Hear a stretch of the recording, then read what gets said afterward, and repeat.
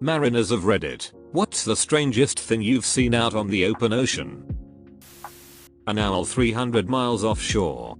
I hoped it would stay with us or get close enough to catch, but it flew off into open water. Lots of land birds get stuck at sea. Sometimes they accidentally fall asleep on a ship and wake up in the middle of the ocean and try to find land again. Some get blown out from storms. They eventually drink too much salt water and die. The smaller ones get eaten by seagulls. It's sad. We were at least 5 days away from land and our ship was covered boat astern in praying mantis. Not truly the weirdest thing ever, but after not seeing much life for a few weeks it was an experience for sure. Strange lights in the sky and water. Usually it's just a shooting star or some sort of bioluminescent sea creature. What is it unusually? Loch Ness Monster. I have only spent about 2 months on the water, with about 2 weeks on the Great Lakes. But even just a couple miles offshore in the Atlantic when it's a foggy and calm night, I totally get what sailors talk about when they say sailing off the edge. Sometimes it looks like the water just stops and there's nothing after it. Whales doing ballet in the bay. Hilarious to watch such a massive and heavy beast come flying out of the water over and over again like it's just playing. Meanwhile it's big enough to just crush me instantly. Solo night watch on a sailboat delivery. New moon with overcast skies. The strangeness wasn't what I could see but rather what I couldn't. Total silence on a broad reach, surfing down long unbroken swells. No light in the sky, almost no perceived movement, just 4 hours of nothingness. Occasionally a wavelet would crest and reflect the light of the navigation light and cast a pale green flash that was the only reminder that I was on the ocean and not cast into an endless void. It was the most unsettling experience I've ever had. I was on the helms just before period of darkness when one of the stars expanded from a dot to a flower-shaped orange thing that rotated very slowly. That thing was there for the whole night, probably an astronomical phenomenon. Update. I realized that many people, myself included, are curious about the orange thing I saw. I don't believe in alien spaceships, still sticking to the theory of astronomical phenomenon. I googled orange light in sky. This is the closest thing that I found. Imagine that, but rotating very slowly. Rotation aside, it has no vertical horizon motion. I know the blog page says UFO lol, but I am just trying to show a depiction. Perhaps the image could ring a bell in someone's head. Dolphins taking turns surfing in waves behind my sailboat at night. I could clearly see the phosphorescent trail of them surfing down the wave and going between my rudder and keel. More than 20 individuals with the most amazing trails through the water. One time on the coast I saw a massive storm stretching as far as you could see, which is of course very far when you have nothing obstructing your view. There was lightning everywhere. I can't put it into words. Every city was probably getting a lightning strike per minute, but from my point of view with this massive panoramic view, there must have been 10 bolts of lightning per second, sustained over at least an hour, absolutely mesmerizing. Like any good mariner, I grabbed my cigarettes and lit the old 1 foot on the railing and watched the green flash. I was a photographer on a cruise ship, can't remember what caused it, but I assume it is predictable because I was invited up onto the bridge to watch it. Seeing humpback whales surface right beside you unexpectedly is pretty weird if you aren't used to it, especially when they're larger than your boat. A waterspout. Or an uncharted sandbar in the middle of the Mediterranean Sea. Other than that, derelict vessels are a little eerie, and pirate boat smugglers are just kind of meh.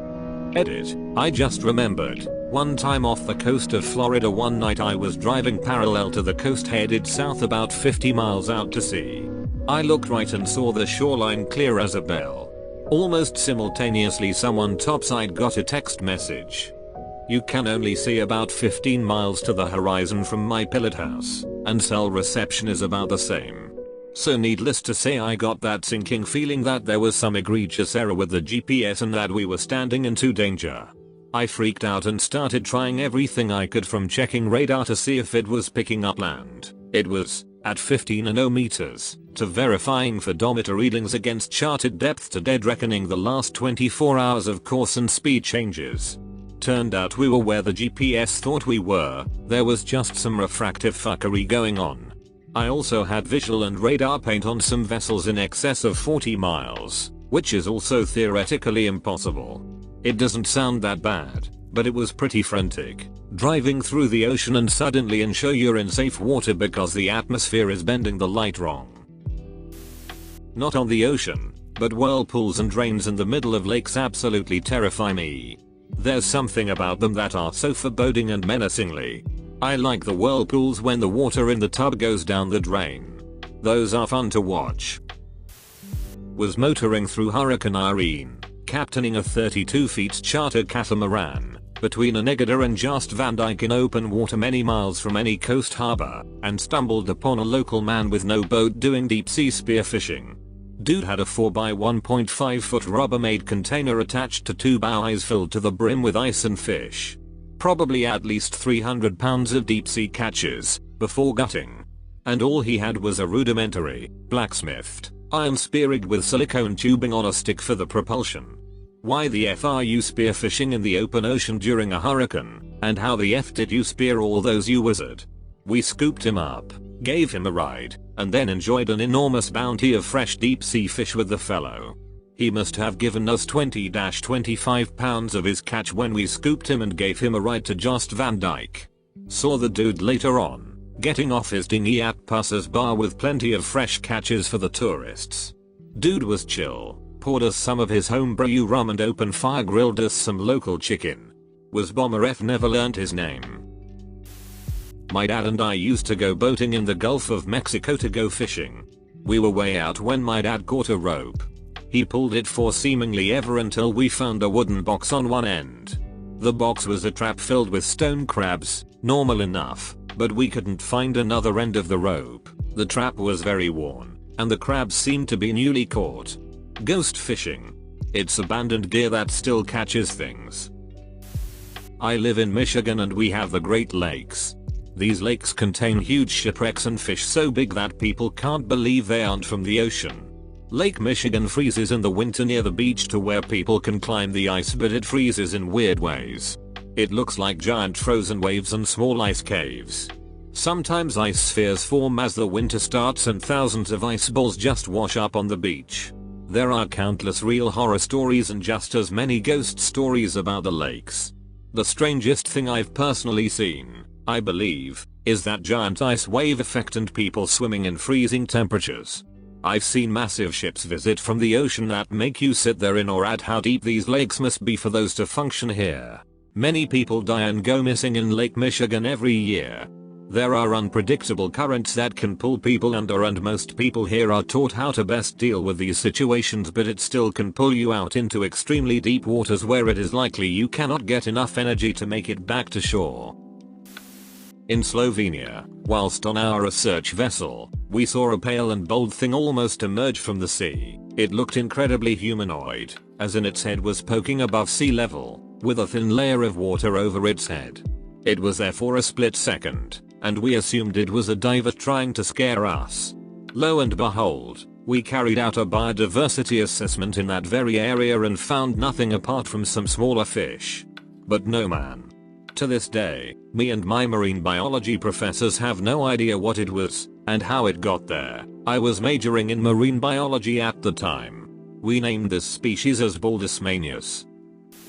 Physically seeing a ship and confirming it on radio, talking to the captain, then 10 seconds later, looking up and it's gone. Do a radio check, and nobody knows the call sign or what ship I allegedly talked to. Also, we got caught on the edge of a tropical storm and I was observing it with binoculars while my uncle and grandfather dropped the last crab cages. Water tornadoes, sea devils, are fucking scary.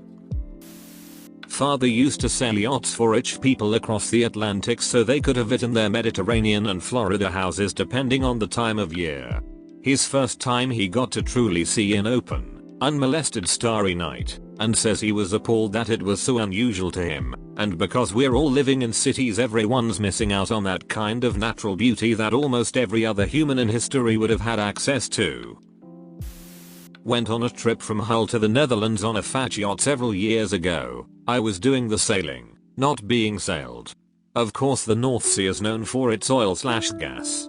What I found strange and almost creepy was the sheer amount of mostly abandoned oil rigs, just scattered about, some relatively close together as well. I remember being able to see roughly 13 of them around us at one point. Edit, this was almost a decade ago now I think about it, the situation's probably worse now. I was relieving the mid-watch one night. Had to be 0% illumination. I couldn't even see my own hands. There were no contacts either, except for what the off-going watch described as a glow on the horizon. Dead ahead, radar and AIS showed nothing along the ship's track, so I assumed it must be some astronomical or meteorological effect. As the watch progressed, the glow on the horizon would not go away. I double-checked the charts to make sure I wasn't driving right at some landmass, but we were still definitely in open ocean. Still nothing on radar and AIS, and to make matters worse, the glow was growing brighter and wider, now straddling our track by about 10 nanometers on either side. Then, AIS started lighting up. First it was one contact emerging about 15 nanometers off the bow. Then it was 2. Then 4. Finally, the glow on the horizon turned into many distinct lights. Soon, stretching all across the horizon, was an innumerable number of incredibly bright lights. The lights belonged to tiny fishing vessels that use lamps with the power of a small sun to attract squid to their position. The sheer number of fishing boats and their mini suns illuminated the bridge to the point where I could see the stunned faces of everyone else on the bridge. It was insane to me how this fleet of rinky-dink fishing boats managed to get out to the middle of the ocean and how they were a way to light up the night like a rock concert. They had to be visible from over 30 nanometers out. Anyways, the fishing boats turned into more of a nuisance than anything else, as they were a pain to maneuver around. Worse, some arsehole fishermen kept shooting laser pointers at our pilot house. Sailing towards Costa Rica, spring 2012, 2 AM, extremely dark night. Looking over the side we saw bioluminescent plankton outlines and trails of the dolphins 8 or 9 feet below the surface that were cavorting beneath the boat. It was quite a scene. I was on holiday and fishing with my girlfriend in a little rowing boat that we had rented, with a motor, in a remote area on a fjord in Norway. We were about 400 meters offshore when a fog started to develop around us. After a few minutes it was so thick we could only see a few meters around us. The water had become mirror flat, and it was so quiet I could almost hear my heart beating. We sat in the boat and talked about how strange it was and snapped a couple of selfies before firing up the motor to try to slowly navigate out of the fog. My girlfriend was getting a bit scared at this point, and so was I. Even though the boat engine was on and in gear, the boat wasn't moving. I tilted the engine slightly up and saw that the propeller indeed spinning, so I lowered it again and gave it some gas. We still weren't moving. Girlfriend dropped a piece of paper in the water and I gave it more gas. Nothing. We just weren't moving. The water was dead still, the fog almost seemed to pulse around us, and it was eerily silent. Girlfriend started to bawl and I was freaking out when suddenly it felt like a giant foot kicked at the back of the boat, shoving us forward. The boat surged out of the fog back into the fjord, and the fog dissipated behind us in a matter of a few seconds. The propeller had taken hold and we headed back to the dock. Now this was odd, but not as odd as what awaited us when we got back to the hut we had rented. The owner of the boat was waiting for us and said he was taking the boat back immediately because of some booking problem. He gave us back twice the money we had rented it for, and then said he had to leave, so we headed back to the boat together to get our stuff. As we were walking, my girlfriend mentioned the fog. He said yes, we know about it. We pushed him further on the subject, but he got a bit angry and said just get your things. It was bizarre. Back at the HUD we noticed the selfies we had taken were just white. There was zero EXIF data on them on both phones, and oddly, both of our phones were 100% charged. This in itself was odd as it was mid-afternoon and my S7 usually had about 40% remaining because of battery degradation. Anyway, that's my weird experience. I worked on a research vessel. We once trawled up a prosthetic leg a few days off land. I always wondered what happened to the person who that leg belonged to. Did they lose it overboard while fishing? Were they also attached to the leg in the water at some point? The mystery of the leg still sticks with me 5 years later. Wow. I might win this one. I was doing drug patrolling operations and some smugglers had tried to sink their boat when we showed up, but it had too many bales of cocaine to sink. We arrested the smugglers and then shot the boat, but the bullets would only penetrate a few feet into the bales. This thing wouldn't sink. A bunch of whales were curious about what was going on, so we stopped shooting at the boat because we didn't want to harm them at all. We rammed the boat at slow speed with our ship and it broke in half and sunk, except for the bales of cocaine, which have bullet holes in them, and now the whales are playing with them. And I had to go down in a boat and get the bales of cocaine away from the whales, who were now enjoying themselves a lot more than they were a couple hours ago. That was a long day. TLDR, whales on cocaine. You'll get flying fish occasionally land on the deck of the ship and flop around a bit until they die. When I was a very young and green cadet on a tanker in the GOM, our bosun grabbed one of the alive ones off the deck, looked at me and said, "Flying fish are good luck," then proceeded to bite the fish's head clean off and spit the head overboard, all while maintaining eye contact and casually spitting out the scales like they were sunflower seeds. Worth mentioning, this man was the largest man I'd ever met to that point in my short life. Picture Terry Crews but not as lean and with a Cape Verde accent. Probably the saltiest / strangest thing I'll ever see, but I'm constantly surprised by nature. A whole ass dead cow, belly up with its hooves in the air. We were probably about 700 miles southeast of Kauai with a clear radar to the horizon all day, so no idea where it came from. And there's enough sharks in around it wouldn't last that long. QMC and boats had like 28 years of at-sea time between them and both agreed it was one hell of a thing. Back in the 1980s I was sailing around the Philippines and I was becalmed one morning about 10 AM. There was no land in sight. The water was as flat as mirror. Within half an hour everything turned yellow. The sky, the sea, possibly a reflection of the sky. I couldn't see where the horizon was. There was no funny smell, no wind, I couldn't see the sun, nothing, just yellow. It really weirded me out. It stayed like this for about an hour and then just sort of slowly dissipated. I thought it might have been a sandstorm, but there was no sand on the boat or on the water. It wasn't a fog either. It was around 1989/1990. I was out on the water off the coast of Florida anchored with a bunch of other boaters who were all waiting around to see a fireworks display. We were on a fairly small speedboat and the kids were getting bored and tearing around. My youngest son was standing on the back deck, feet in the water, when I heard him yell, "Look Dad. Dolphins." It wasn't dolphins. It was sharks, lots of them. They aren't new to me, but I'd never seen so many fins at one given time in the ocean. I don't know if it was just the massive boat's noise that drew them or if someone in the group was chumming and intentionally drawing them over. I remember thinking they looked like great whites, but it was dark and there are plenty of other sharks in those waters. This is something I was told from a guy who supposedly experienced this firsthand. It's still a sea story, so feel free to take it with a amount of salt. Supposedly, on the USS Stark, it was hit by an Iranian missile back in the 80s. That missile caught them with their radar down, and the first indication it was happening was the forward lookout calling it in.